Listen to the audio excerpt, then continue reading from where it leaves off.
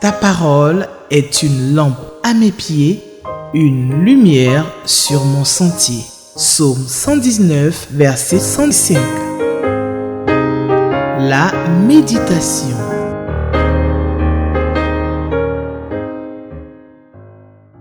Chers amis téléspectateurs, bonjour. C'est avec une grande joie que je vous souhaite la bienvenue à l'émission La méditation sur Espérance TV, la télévision de l'Église méthodiste en Côte d'Ivoire. Et cette émission est animée par les membres de la Ligue pour la lecture de la Bible en Côte d'Ivoire. Alors, pour le vendredi 8 novembre, le lecteur de la Bible, qui est notre guide de méditation, nous propose le texte de Daniel 5, versets 13 à 31. Daniel 5, 13 à 31, et nous allons prier avant de le lire.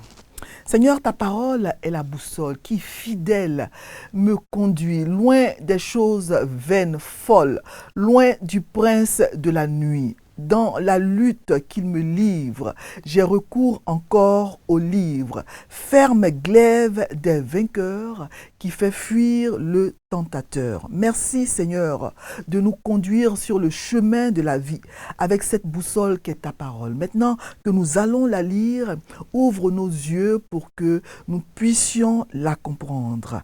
Amen. Amen. Alors, ceux qui sont de la Ligue pour la lecture de la Bible vont se souvenir que dans ma prière, je cite les paroles du cantique de Claire-Lise de Benoît, ce beau cantique qui dit « Ta parole est ma lumière ». Et chaque strophe de ce cantique est une prière à Dieu. « Ta parole est ma lumière ». Voilà, ce sont les paroles de ce cantique que je cite dans ma prière. Alors nous allons lire le texte du jour, Daniel 5, versets 13 à 21. Et je vais le lire toujours dans la version Louis II. Alors Daniel fut introduit devant le roi. Le roi prit la parole et dit à Daniel, « Es-tu ce Daniel, l'un des captifs de Juda que le roi mon père a amené de Juda ? J'ai appris sur ton compte que tu as en toi l'esprit des dieux et qu'on trouve chez toi des lumières, de l'intelligence et une sagesse extraordinaire. On vient d'amener devant moi les sages et les astrologues afin qu'ils lisent cette écriture et m'en donnent l'explication, mais ils n'ont pas pu donner l'explication des mots. J'ai appris que tu peux donner des explications et résoudre des questions difficiles. Maintenant, si tu peux lire cette écriture et m'en donner l'explication, tu seras revêtu de pourpre, tu porteras un collier d'or à ton cou et tu auras la 3e place dans le gouvernement du royaume. Verset 17. Daniel répondit en présence du roi. Garde tes dons et accorde à un autre tes présents. Je lirai néanmoins l'écriture au roi et je lui en donnerai l'explication. Ô roi, le Dieu suprême avait donné à Nebuchadnezzar, ton père, l'empire, la grandeur, la gloire et la magnificence. Et à cause de la grandeur qu'il lui avait donnée, tous les peuples, les nations, les hommes de toute langue étaient dans la crainte et tremblaient devant lui. Le roi faisait mourir ceux qu'il voulait et il laissait la vie à ceux qu'il voulait. Il élevait ceux qu'il voulait et il abaissait ceux qu'il voulait. Verset 20. Mais lorsque son cœur s'éleva et que son esprit s'endurcit jusqu'à l'arrogance, il fut précipité de son trône royal et dépouillé de sa gloire. Il fut chassé du milieu des enfants des hommes. Son cœur devint semblable à celui des bêtes et sa demeure fut avec les ânes sauvages. On lui donna comme au bœuf de l'herbe à manger et son corps fut trempé de la rosée du ciel. Jusqu'à ce qu'il reconnaisse que le Dieu suprême domine sur le règne des hommes et qu'il le donne à qui il lui plaît. Verset 22. Et toi, Belchatsar, son fils, tu n'as pas humilié ton cœur, quoique tu saches toutes ces choses. Tu t'es élevé contre le Seigneur des cieux. Les vases de sa maison ont été apportés devant toi. Et vous vous en êtes servis pour boire du vin, toi et tes grands, tes femmes et tes concubines. Tu as loué les dieux d'argent, d'or, d'airain, de fer, de bois et de pierre, qui ne voient point, qui n'entendent point, qui ne savent rien. Et tu n'as pas glorifié le Dieu qui a dans sa main ton souffle et toutes ses voix. C'est pourquoi il a envoyé cette extrémité de main qui a tracé cette écriture. Verset 25. Voici l'écriture qui a été tracée. Comptez, comptez, pesez et divisez. Et voici l'explication de ces mots. Comptez. Dieu a compté ton règne et y a mis fin. Pesez. Tu as été pesé dans la balance et tu as été trouvé léger. Divisé. Ton royaume sera divisé et donné aux Mèdes et aux Perses. Aussitôt Belchatsar donna des ordres et l'on revêtit Daniel de pourpre. On lui mit au cou un collier d'or et on publia qu'il aurait la 3e place dans le gouvernement du royaume. Verset 30. Cette même nuit, Belchatsar, roi des Chaldéens, fut tué. Verset 31. Et Darius le Mède s'empara du royaume étant âgé de 62 ans. Une triste fin. C'est le thème du lecteur pour le texte que nous venons de lire, Daniel chapitre 5, versets 13 à 31. Une triste fin. Alors Daniel, un jeune juif de l'aristocratie judéenne, est déporté à Babylone avec de nombreux autres juifs et donc il va y rester. Et nous avons donc dans les premiers chapitres du livre le récit de Daniel à la cour de Nebuchadnezzar, qui a été le premier roi babylonien à régner sur les captifs juifs. Et 4 rois vont se succéder pendant le séjour de Daniel à Babylone, Nebuchadnezzar II, Belchatsar, Darius et enfin Cyrus. Voilà, donc Darius était, il faut le dire, un sous-roi de Cyrus II, le grand roi de l'empire de Perse. Voilà, donc il y a eu Nebuchadnezzar, Belchatsar, Darius et Cyrus. Alors, le chapitre 4 de Daniel se termine avec le roi Nebuchadnezzar qui loue le Dieu des cieux. À la fin du chapitre 4, verset 37, « Moi, Nebuchadnezzar, je loue, j'exalte et je glorifie le roi des cieux. » Pour lui avoir fait, et donc il loue le Dieu des cieux, pour lui avoir fait savoir qu'il était capable d'abaisser quiconque marche dans l'orgueil. Alors, le texte que nous venons de lire, Daniel 5, verset 13 à 31, se déroule pendant le règne du roi Belchatsar. Il décrit la scène finale du règne de Belchatsar en tant que co-régent de Babylone, parce que Belchatsar ne régnait pas seul en fait.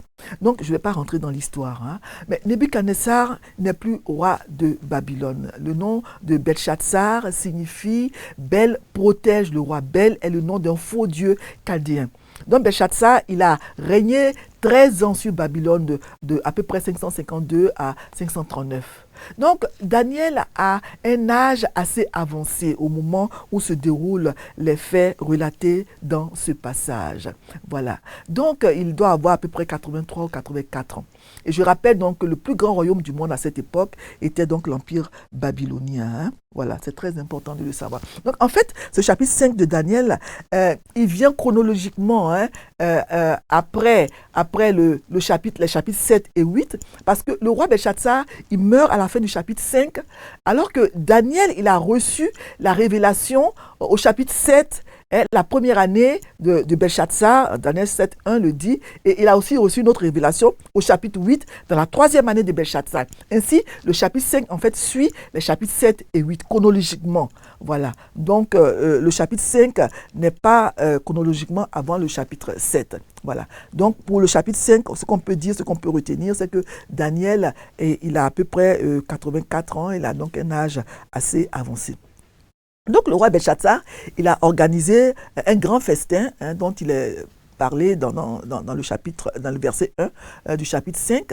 Et donc, il y a, à ce festin-là, il va donc inviter 1000 seigneurs. Donc, le mot 1000 est sans doute utilisé comme un terme général pour désigner un très grand nombre. On peut dire aussi que le chiffre 1000 n'est pas exagéré parce que les rois du monde antique à cette époque étaient connus pour leur somptueux banquet. On se rappelle la grande fête donnée par le roi Assyrus dans le livre de Daniel. Et la devise de Babylone, c'était vivre pour aujourd'hui. vivre pour le plaisir. Donc, il recherchait le plaisir comme le but ultime de la vie. Au cours de cette nuit de festin et d'orgie sexuelle, certainement, alors, le roi Belshazzar, probablement sous l'emprise de la boisson, il commande de faire apporter les ustensiles de la maison de Dieu qui avait été enlevée du temple de Jérusalem par son père, disons son grand-père Nebuchadnezzar. Parce que dans les Écritures, le terme père désigne également le grand-père, l'ancêtre et même le prédécesseur. Jésus est appelé fils de David, mais nous savons que ce n'est pas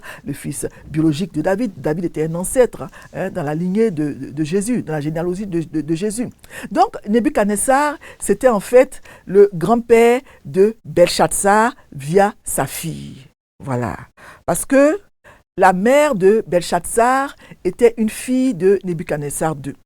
Donc, le trésor de Nebuchadnezzar était rempli de tous ces vases-là qu'il avait saisis au cours de ses nombreuses campagnes. Pourtant, Belshazzar demande spécifiquement que ceux du temple de Jérusalem lui soient apportés. Tout ça pour défier le Dieu d'Israël et se moquer de lui. C'était une insulte intentionnelle au Dieu d'Israël, le plaçant au-dessous des dieux de Babylone. Non seulement les invités se servent des ustensiles volés dans le temple du Dieu d'Israël à Jérusalem pour y boire du vin, ce qui était déjà une profanation, mais ils les associent au culte de leur faux Dieu, selon le verset 4, le texte qui a été lu avant celui-là. Voilà. Donc, on a dit qu'ils ont loué les dieux d'argent, d'or, de fer, etc. pour provoquer le vrai Dieu. Ils vont ainsi se moquer ouvertement du Dieu d'Israël. Alors, comment le roi Belshazzar pouvait organiser un tel festin alors qu'une armée ennemie encerclait en ce moment même la ville de Babylone? Parce qu'au moment où il organise ce festin, on voit à la fin du texte au verset 31 que Babylone a été prise cette même nuit. Cela veut dire que pendant que le roi organisait son festin impie, les ennemis étaient aux portes de la ville. Mais Belshazzar n'en a cure. Il ne s'en inquiète pas parce qu'il avait confiance en la puissance de Babylone, en ses hautes et fortes murailles et en ses dieux. Parce que le nom Belshazzar, comme je l'ai dit plus haut, signifie « Bel protège le roi ». Donc, il se croit protégé par le dieu Bel. Il avait donc un sentiment d'invulnérabilité. On dit qu'il y avait assez de nourriture dans la ville pour durer 20 ans. Donc, les ennemis pouvaient encercler la ville, mais il savait qu'il pouvait avoir de quoi manger pendant 20 ans. Donc, il avait confiance en sa force, en la puissance de Babylone. Pendant que les ennemis approchaient, lui, il faisait la fête. Quelle négligence, quelle folie.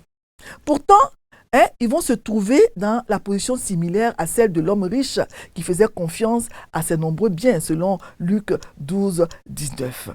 Voilà. Donc, c'est très important. Nous devons nous rappeler que nous devons conserver une compréhension de la dépendance et de la reconnaissance envers notre Dieu. Voilà, nous devons nous souvenir de cela, que nous dépendons de Dieu. C'est lui qui nous accorde ce que nous possédons. Alors, plus nous nous souvenons de Dieu, plus nous connaissons notre place, plus nous nous sommes soumis et nous demeurons humbles en sa présence. Voilà. Les méchants sont indifférents aux choses de Dieu. Ils ne sont pas préparés à leur perte soudaine, comme le livre de Job 15, comme cela est écrit dans Job 15, les versets 20 à 27. Mais nous ne devons pas être indifférents aux choses de Dieu, avoir réellement de la déférence. Donc, pendant ce festin blasphématoire à un haut degré, ils vont donc louer leur faux Dieu. C'en était trop. On ne se moque pas de Dieu. Et Dieu lui-même prend soin de sa gloire. Alors, les doigts d'une main vont apparaître mystérieusement sur le mur pour écrire un message. Peu importe à quel point le roi et ses invités étaient ivres, ils ont été rapidement dégrisés quand ils ont vu les doigts d'une main d'homme écrire quelque chose sur le mur. Tout à coup, les réjouissances ont cessé et un silence de mort a rempli la pièce. Belshazzar donc demande qu'on lui interprète le message. Mais encore une fois, comme dans le cas de son grand-père Nebuchadnezzar, les sages de Babylone sont incapables d'aider le roi. Belshazzar est terrifié parce qu'il ne peut pas lire, il ne peut pas comprendre l'écriture sur le mur. Voyez comment Dieu a semé la terreur sur Belshazzar et ses seigneurs. La parole écrite de Dieu est suffisante pour effrayer le pécheur le plus fier et le plus audacieux. Alors, la reine mère, certainement, va conseiller à Belshazzar de faire venir Daniel pour lire et interpréter ce qui est écrit. Cette femme-là est certainement une femme de bonne moralité, cette reine, parce qu'elle n'a pas participé à ce festin blasphématoire. Elle n'était pas là, elle n'était pas présente à cette fête-là. Il était là avec le roi, était là avec ses femmes, ses épouses, ses concubines. Mais la reine mère ne participait pas à ce festin. Voilà. Donc, c'est vraiment important. Alors, on fait venir Daniel. Daniel était certainement couché à cette heure avancée de la nuit. Il était un homme âgé, comme je l'ai dit. Il devait certainement être en train de dormir. Donc, tous les sages de Babylone n'ont pas réussi à expliquer l'écriture, à la lire et à l'expliquer au roi. Et Daniel, on le fait venir. Alors, le texte que nous venons de lire commence au moment où Daniel est introduit auprès du roi et donne l'explication du message écrit sur le mur devant toute la cour royale. Voilà. Donc, dans les versets 13 à 16, on voit que le roi Belshazzar demande à Daniel d'interpréter le message. La fête se poursuit. Dieu et ses serviteurs sont ridiculisés, négligés et ignorés dans cette fête. Mais lorsque Dieu se manifeste en écrivant un message illisible et incompréhensible pour tout ce monde réuni à cette fête blasphématoire, le roi paniqué, effrayé, est bien obligé, sur le conseil de la reine-mère, de faire appel à quelqu'un qui a en lui l'esprit du Dieu Tout-Puissant, le Dieu vivant et vrai, qui confond les sages de ce monde. Les dieux babyloniens ont échoué. Les éminents savants, sages et astrologues de Babylone ont échoué. Ils n'ont pas d'autre choix que de faire venir Daniel, dont la reine-mère rend un vibrant hommage. Voilà. Donc, Belshazzar va le répéter, il dit que j'ai appris que tu peux donner des explications et résoudre des questions difficiles. On voit que Belshazzar n'a pas pensé à appeler Daniel lui-même. Il semble donc que le souvenir de Daniel était à cette époque-là un peu oublié à la cour du roi. Donc il a fallu la reine-mère pour rappeler ce souvenir au roi. Et dans les versets 17 à 23, Daniel, avant de donner l'explication de l'écriture, va d'abord fustiger le comportement, l'orgueil pécheur de Belshazzar. Garde tes dons, dit-il au roi, et accorde à d'autres personnes tes présents. Pourtant, le roi, il offrait des présents somptueux et de grande valeur, colliers d'or, etc. et tout ça. On voit ici, par sa manière de parler, que Daniel n'est pas du tout impressionné par ce successeur de Belshazzar. Il est dur envers lui, il ne lui cache pas la vérité.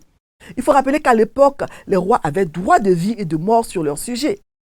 Est-ce qu'il existe encore aujourd'hui des hommes intègres, incorruptibles, capables de refuser de l'argent, des cadeaux de grande valeur et de dire aux gouvernants, aux rois, aux chefs d'État la vérité quand ils agissent mal? Où sont les Daniel de nos jours? Et Daniel va rappeler dans les versets 18 à 21 ce qui s'était passé avec Nebuchadnezzar, le grand-père de Belshazzar. Voilà. Dieu avait donné à Nebuchadnezzar la grandeur, la gloire et la magnificence. Et malheureusement, il était tombé dans l'orgueil et son cœur s'était enflé d'orgueil. Son esprit s'était endurci jusqu'à l'arrogance. Il avait alors été précipité de son trône royal et dépouillé de sa gloire. On peut lire cela dans Daniel 4, les versets 34 à 36. Donc après le temps marqué, dit Nebuchadnezzar, moi j'ai été restauré. Daniel 4, versets 34 à 36. Après le temps marqué, moi Nebuchadnezzar, je levai les yeux vers le ciel et la raison me revint. J'ai béni le Dieu des cieux, j'ai béni le Très-Haut, j'ai loué et glorifié celui qui vit éternellement, celui dont la domination est une domination éternelle et dont le règne subsiste de génération en génération. Voilà. Donc, le roi Belshazzar, bien qu'il sût tout cela, parce que c'était son grand-père, il connaissait l'histoire, il n'a pas humilié son cœur devant Dieu. Il n'a pas humilié son cœur devant le Dieu suprême, selon les versets 22 à 24. Il s'est moqué ouvertement du Dieu Tout-Puissant et il a continué à adorer ses faux dieux. Daniel était très dur avec Belshazzar parce qu'il connaissait l'histoire de son père mieux que quiconque. Il aurait dû avoir la crainte du Dieu d'Israël. Que les expériences du passé, les nôtres et celles des autres, nous servent de leçon dans notre marche chrétienne. Ne commettons pas les mêmes erreurs que Belshazzar. Alors Daniel va maintenant dans les versets 25 à 28 lire l'écriture et l'interpréter au roi. Cette écriture n'était plus un avertissement. Dieu allait maintenant prononcer son jugement, sa sentence sur la vie de Belshazzar. Le message de Dieu ne laissait plus place à la repentance. Le temps de l'avertissement était passé. Le temps de la repentance était désormais révolu. Il annonçait le jugement de Dieu. Et cette annonce plutôt suffisait pour détruire toute l'insolence du roi Belshazzar. Parce que le roi avait négligé les avertissements que l'histoire de Nebuchadnezzar, son grand-père, lui fournissait. Il n'en avait pas tenu compte. Le temps du jugement était arrivé. Dieu avertit toujours avant de sévir, avant de punir. Nous sommes actuellement dans le temps de la grâce. Il est encore temps de se repentir de ses péchés. Mais ce temps prendra fin un jour et il n'y aura plus aucune possibilité de se repentir. Repentons-nous pendant qu'il est encore temps, parce qu'un jour il sera trop tard, comme ce fut le cas pour Belshazzar. Alors l'écriture sur le mur était la suivante. Méné, Méné, Tekel ou Pharsine, ou compter, compter, peser et diviser. Voilà ce que ça signifie. Donc, voilà l'interprétation de chaque mot. Il convient donc d'observer que chaque mot représente donc une phrase courte. En fait, méné signifie numération, peser, tekel signifie pesage, et upharsin signifie donc division. Compter, compter, peser et diviser. Alors, voilà ce que ça veut dire, l'explication de ces mots, compter. Dieu a compté le règne de Belshazzar et il y a mis fin. Voilà. Belshazzar, Dieu a compté ton règne et il a mis fin à ton règne. Dieu a calculé ton règne et il y a mis fin. Pesé. Tu as été pesé dans la balance de Dieu, tu as été trouvé léger. Divisé. Ton royaume sera divisé et donné aux Mèdes et aux Perses. Méné. Ce mot se répète 2 fois parce que la chose est certaine. Ce même mot a peut-être, ça a été peut-être répété 2 fois pour souligner vraiment la certitude de ce qui va se passer. Voilà, c'est un peu comme l'expression en vérité, répétée plusieurs fois. Cela signifie que Dieu a compté tes jours. Ces jours ont été comptés dans le conseil de Dieu. Et maintenant, ils sont terminés. Le terme pendant lequel tu devais détenir la royauté est expiré. Et maintenant, il doit être abandonné. Ta royauté doit être abandonnée. Voici la fin de ton royaume, Belshazzar. Tekel, pesé. Cela signifie donc en chaldée, tu es pesé. Tu as été trouvé léger. Le roi et ses actions ont été pesés dans la balance juste et infaillible de l'équité divine et il a été trouvé insuffisant. Un homme vaniteux, léger, vide, un homme sans poids ni considération. Upharsin signifie divisé. Voilà, ton royaume, Belshazzar, va être divisé et donné aux Mèdes et aux Perses, comme une proie qu'ils vont partager entre eux. Alors au verset 30, il est écrit que cette même nuit, le jugement de Dieu s'est accompli sur Babylone. Donc Daniel a vécu assez longtemps pour voir la première partie de la vision de la statue qu'avait eu Nebuchadnezzar II dans Daniel 2. Vous vous rappelez que dans Daniel 2, Nebuchadnezzar avait eu la vision d'une statue qui représentait les différents royaumes. Voilà. Donc le royaume de Babylone qui représentait la tête de la statue que Nebuchadnezzar avait vue a pris fin cette nuit même. Et un autre royaume, celui des Mèdes et des Perses, a pris la place du royaume de Babylone. Dieu, c'est vrai, avait utilisé Babylone comme un outil de jugement sur Israël, mais le roi et le pays de Babylone, parce qu'ils étaient coupables de leur propre iniquité, ils ont aussi par la suite été jugés par Dieu. Voilà. Donc, la fin de la Babylonie, de l'empire babylonien, c'était en accord avec la prédiction de Jérémie, selon laquelle la néo-Babylonie ne durerait que 2 générations après Nebuchadnezzar. On peut lire ça dans Jérémie 25, verset 12. On ne va pas le lire. Voilà. Donc, il a dit dans Jérémie 25 qu'il va donc châtier le roi de Babylone et le pays des Chaldéens sera en fait sera donc fait de désolation, sera donc une désolation perpétuelle. Dieu avait prédit ça dans Jérémie 25. Voilà. Alors, il avait aussi prédit cela dans Jérémie 27. Il avait donc dit que toutes les nations allaient servir Babylone, ainsi que son fils et le fils de son fils. Donc, on voit donc qu'il s'agit de 2 générations. Jérémie 27, verset 7. peut-être qu'il faudrait que je le lise rapidement. Donc, dans ce passage, le prophète Jérémie prédit donc que l'empire babylonien va prendre fin 2 générations après Nebuchadnezzar. Voilà, il est écrit au verset 6, « Maintenant je livre tous ces pays entre les mains de Nebuchadnezzar, roi de Babylone, mon serviteur. Je lui donne aussi les animaux des champs pour qu'il lui soit assujetti.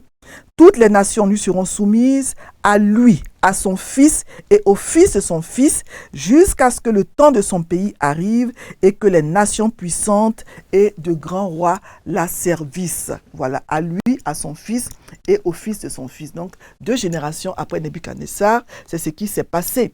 Alors ici marque donc la fin du premier royaume et la montée du deuxième royaume comme dépeint dans le rêve de la statue de Nebuchadnezzar au chapitre 2, dont parle Daniel chapitre 2. Donc la fête de Belchatsar a été donc le tournant de l'histoire de Babylone. Cette fête donc a marqué la transition de la statue à la tête d'or, au bras et à la poitrine d'argent, selon Daniel chapitre 2, verset 32. Donc dans l'interprétation de l'image du chapitre 2, de l'image de la statue du chapitre 2, Daniel avait prédit à Nebuchadnezzar 2, dans Daniel 2, 3, il lui avait dit « Et après toi, s'élèvera un autre royaume inférieur à toi et un troisième royaume d'airain qui dominera sur toute la terre. » Alors nous savons effectivement qu'historiquement, 4 empires se sont succédés dans l'histoire. Il y a eu d'abord Babylone qui est arrivé en premier, ensuite il y a eu les Mèdes et les Perses, ensuite les Grecs et les Romains. Donc cette nuit-là, la nuit où Belchatsar a donné son festin blasphématoire, le texte que nous avons lu, l'empire babylonien a pris fin pour céder la place à l'empire des Mèdes et des Perses, puisqu'on nous dit que cette même nuit, Belchatsar a été tué et Darius le Mède s'est emparé du pouvoir, voilà. Donc ce que Dieu avait prédit par les prophètes Ésaïe, Jérémie, par le prophète Daniel aussi, sous le roi Nebuchadnezzar, s'est accompli cette nuit-là. La prophétie, quand elle vient de Dieu, elle s'accomplit toujours. Dans Habakkuk 2, 3, il est écrit « Elle marche vers son terme, cette prophétie. Elle ne mentira pas. Si elle tarde, attends-la, car elle s'accomplira certainement. » Donc, on voit que Daniel est récompensé au verset 29, il est promu, il est revêtu de pourpre, etc.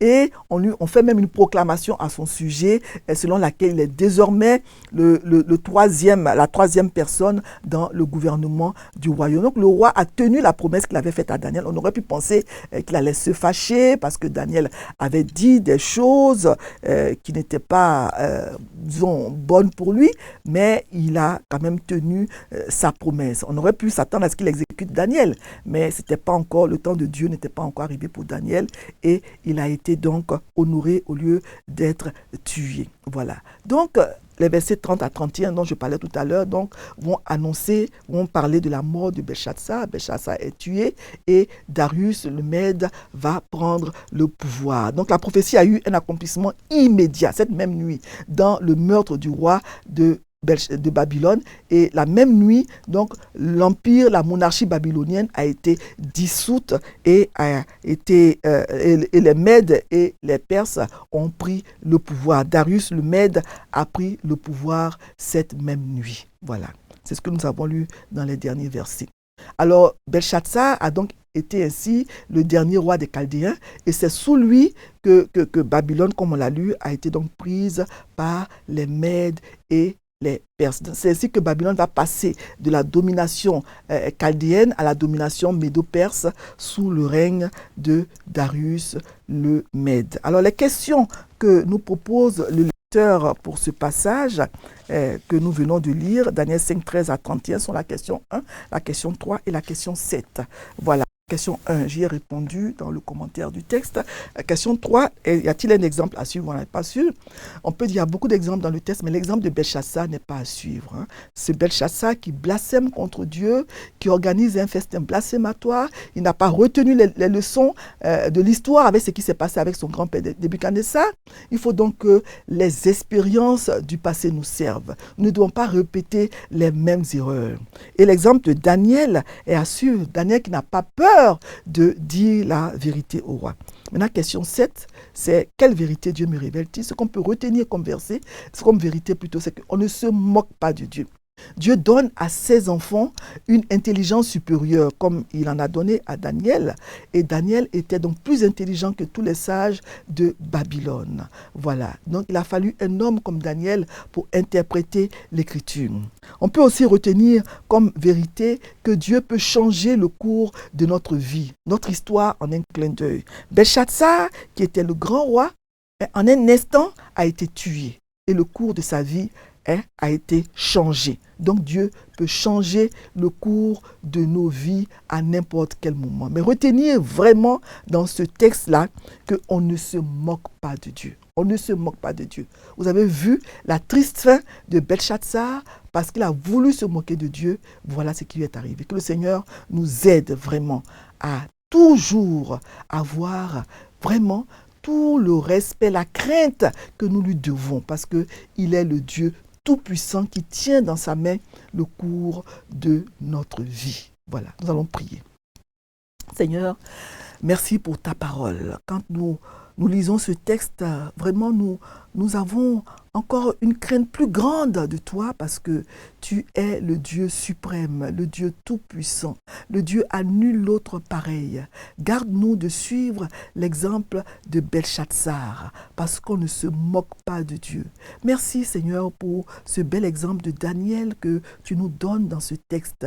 Daniel qui a le courage de dire la vérité au roi. Daniel qui dit vraiment tout ce que le roi a fait de mal. Seigneur, nous avons souvent peur quand nous nous trouvons devant des autorités, nous avons peur de dire la vérité. Mais donne-nous le courage de Daniel et fais lever dans nos pays des hommes intègres, droits, justes, probes comme Daniel qui osent dire la vérité quand il le faut. Merci pour ta parole et conduis-nous, Seigneur, pour que nous puissions la serrer dans notre cœur afin de ne pas pécher contre toi. Amen. Merci Seigneur pour ta parole, que le Seigneur vous bénisse et qu'il vous aide à mettre cette parole en pratique. Amen. Ta parole est une lampe à mes pieds, une lumière sur mon sentier. Psaume 119, verset 105. La méditation.